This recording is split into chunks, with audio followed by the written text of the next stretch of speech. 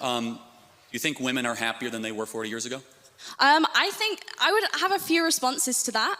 I think that women report more stress and dissatisfaction today because, not because they have more rights or because of feminism, but because they're under dual pressure to both excel professionally and also because of the domestic labor in homes that is structured around outdated expectations. So for example, studies like the OECD's Better Life Index show that women's life expectancy, education levels, professional achievements have risen in countries with higher gender inequality. So I would argue that what you're calling unhappiness is actually visibility, because now we hear women expressing dissatisfaction, whereas in the 50s, we prescribed them Valium and we lobotomized.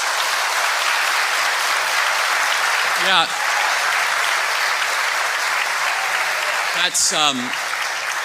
That's really rich. I didn't know women not to complain 50 years ago. That's funny. We've always been hold on a second. Why are suicide rates going up more for women? I think that encourages... Forget complaining. Materially, women are killing themselves more. Why is that? I think that even if both men and women have become unhappier, men's suicide rates have risen as well, and that's also been exponential. Can you at least concede that feminism offers only one potential explanation? There could be also other explanations. Of course, obviously, but feminism is the glaring thing in front of us, where we have fertility rates down, we have marriage rates down, we have unhappiness up, and we did something in the 1960s out of the universities of Bretty Friedan and Gloria Steinem and all these feminists that basically said, you're trapped in a home, go get a job, freeze your eggs, take birth control, and all of a sudden women are way unhappier than they were 40 years ago. And I just have to ask the question, why is that? Is it working? And maybe there are biological differences between men and women that we should respect, and that deep down a lot of women want to get married and have children. In fact, we should applaud it and we should support it, and we should say it means nothing if you're gonna go be a CEO of some shoe company or be some banker in London. What matters if you raise children and you have something to pass down long after you're gone. I think I would bring 2 points to that. The first one is just really simple, which is that you can ascribe liberalism all you want as the cause of the unhappiness.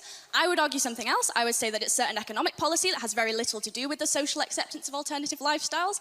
I would say that we can recognize that income inequality across a vast swathe of Western countries has increased, which causes all kinds of social ills, a lack of social cohesion, housing price growth doesn't correspond with wage growth, monopolies increasingly become kind of emboldened to interfere with politics, and monopolies don't prioritize social health either. I think that those offer more compelling reasons for a decline in happiness than an increase in freedoms, because just one more thing, on an intuitive basis, generally speaking, people want more freedom, not less. Okay, so if that's true, why is it, do you agree that the happiest women of the West are married with kids? I would have to look into it, but I think there are certain and objectively we know that, right? The women with kids are not the ones tearing down statues, right?